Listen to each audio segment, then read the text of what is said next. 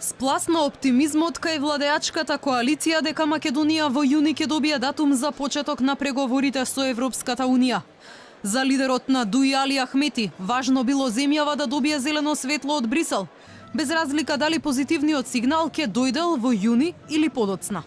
Јас сметам дека интеграцијата на нашата земја во Европската Унија е во еден правец, и ако не се случи во јуни, секако ќе се случи, да речеме, во септември. Но, значајното е дека ова е многу значаен процес во еден правец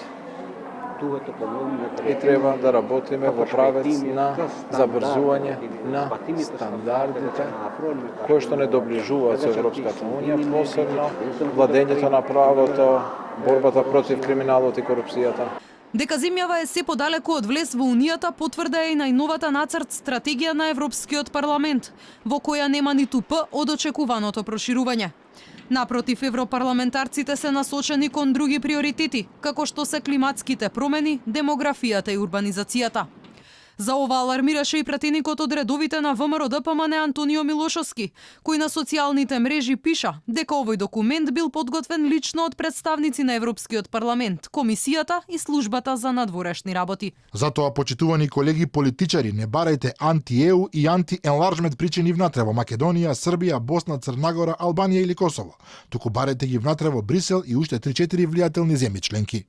Владиниот оптимизам пред 10 дена гурна лично еврокомесарот Јоханес Хан. Тој пред Комитетот за надворешна политика на Европскиот парламент изјави дека Европската комисија најверојатно ќе препорача подготвителна фаза на преговорите, а не преговори како што било случај со сите други земји кандидати досега. Овој процес според Брисел би траел подолго и од 10 години. Дека земјава не е подготвена за влез во Унијата потврдија и од Центарот за европски стратегии Евротинг. Оттаму алармираа дека се доцни на сите полиња. Не биле формирани ниту преговарачката структура, ниту работните групи, кои требаше да бидат готови пред 6 месеци.